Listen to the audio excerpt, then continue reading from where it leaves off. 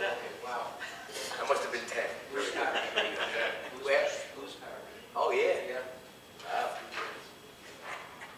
Long time ago? Okay. My name is Steve Adelson. We're going to play a little bit, then we're going to explain the instrument, maybe even his instrument, because this is a weird drum kit. And save your questions, and we have lots of questions, I'm sure. So, we're going to start with a little jazz, and then we'll explain this Chapman Stick. Okay? Let's go with this. Well, the Chapman Stick.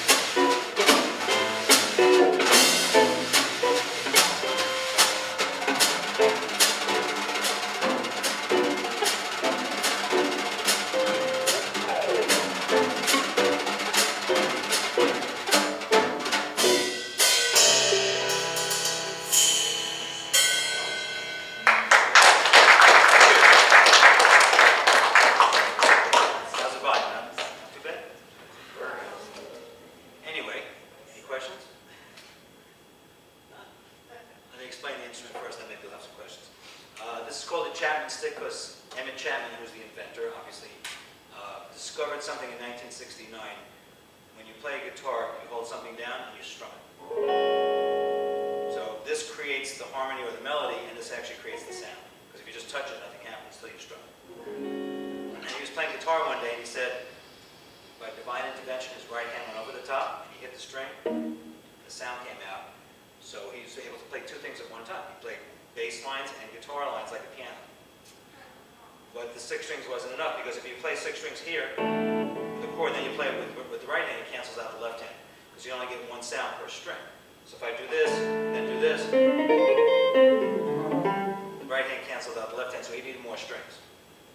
So he added a couple of strings. He had a 9-string instrument. That was the very first Chapman Stick. It was called the electric stick in 1969. And by 1974, he had a 10-string instrument called the Chapman Stick. He also, for some reason, decided to put the bass string in the middle. Okay. Every instrument in the world, guitar, piano, goes from left to right, top to bottom. My lowest note's in the middle, and it goes in each direction. Once you get to know the instrument, it's actually very logical. There's a logic to it. When you play piano or guitar, every chord you play, I don't know how many musicians in the audience? Okay. Every chord, you play guitar or piano? Violin. Violin, okay, no chords. No. Okay. Well, some of us. Can you play more than 2 notes? No. 2 strings. That's 2 notes. Oh, Right, okay. you can't play 3. Actually, you know, we should try sometime. Take your bow underneath the bridge and play the outside strings. That's a cool thing to do. Yes. Anyway, a chord is 3 notes at least. 2 notes is actually called an interval. So you have 3 notes per chord. What happens on a guitar and a piano, every chord shape is different. A C chord, a D chord is a different shape. This is all the same shape, even in the bass. Without getting too technical, he simplified the geometry of the instrument. So if anybody's interested in playing it, it's a lot easier than it looks because of the geometry of the instrument. It's also a stereo instrument, which means my melody side and my bass side are going through 2 different amplifiers. My bass is coming through here, my guitar through here. So right now there's similar sounds, but if I change the sound, I can change the bass. My melody side, he likes that sound.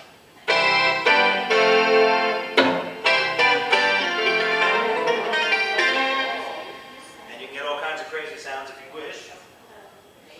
It's a little more like electric guitar. Again, the bass is not affected.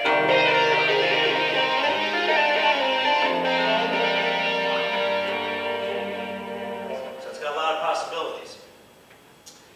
So the melody side, actually, I'm going through this little silver box here. That's what's giving me the sounds. That's called the guitar processor. It's like a little computer, and I can control it from here by changing the sounds. When I press a button here, it changes the sounds in there, and you program those sounds. It's like a little hideaway kind of sound thing.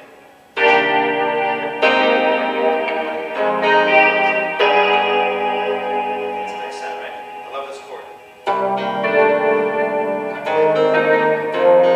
So the main benefit to me, I was a guitar player for 15 years before I found this in 1984. The main benefit is it's got a wide array of sounds you can get, number one, and you can play all these different voicings. Voicings is just a chord. So I can play a chord here. Because of the tuning, I can add a note over here, and then still play something in between, and add texture to it. So these are things that maybe never existed before this instrument came about. So to me, the revolution is that this actually has produced music that's never been on the planet. Not just that it's a new instrument, but pianos can't even do this. It just doesn't have the capability. Plus, even on a piano,